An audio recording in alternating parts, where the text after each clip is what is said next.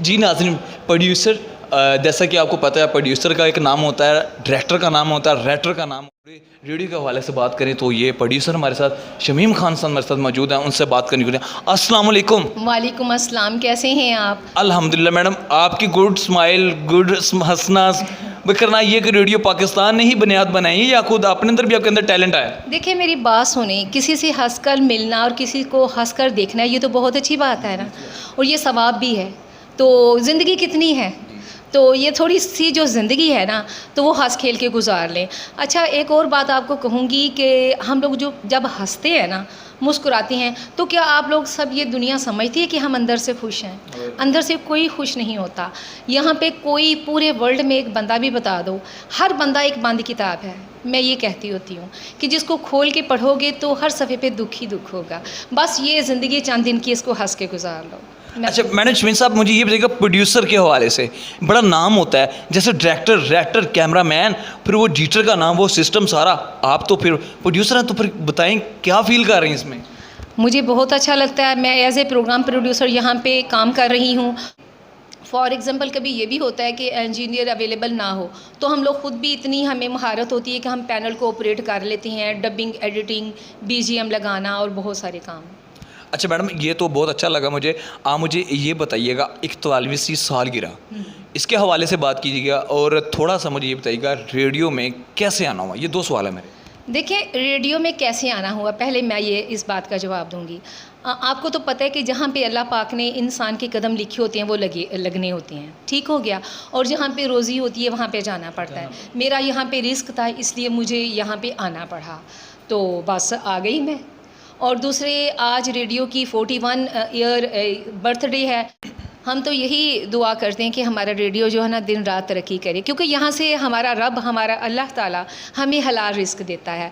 तो जहाँ से हम लोग रिस्क लेते हैं तो उसकी तरक्की और उसकी परफॉर्मेंस के लिए भी दुआ करनी चाहिए, और कोशिश करनी चाहिए कि अपने प्रोग्रामों को ज़्यादा से ज़्यादा बेहतर बनाया जाए और उनको अच्छी क्वालिटी के बनाया जाए। लेकिन एक बात मैं आपको बताऊँ, इंसान सारी ज़िंदगी मुतमईन नहीं होता।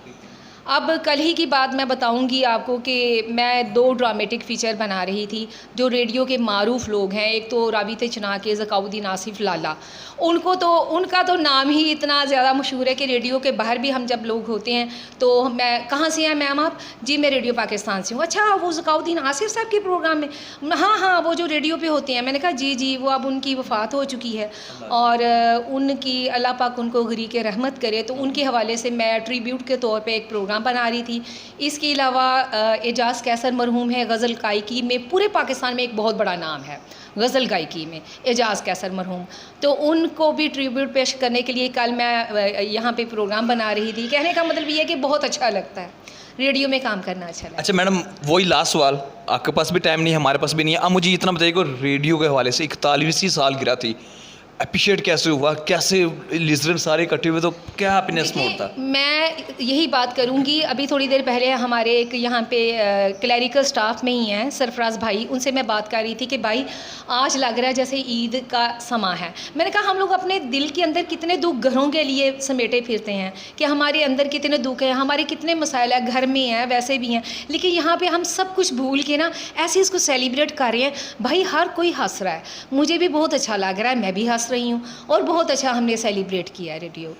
मैडम, हमारे चैनल्स के लिए 93 के हवाले से और यूट्यूब चैनल्स के लिए, नई नस्ल के लिए कोई एक मैसेज अच्छे से वाला लास्ट? देखिए, लास्ट में मैं यही कहूँगी कि जो भी काम करो आप ईमानदारी से करो, ठीक हो गया।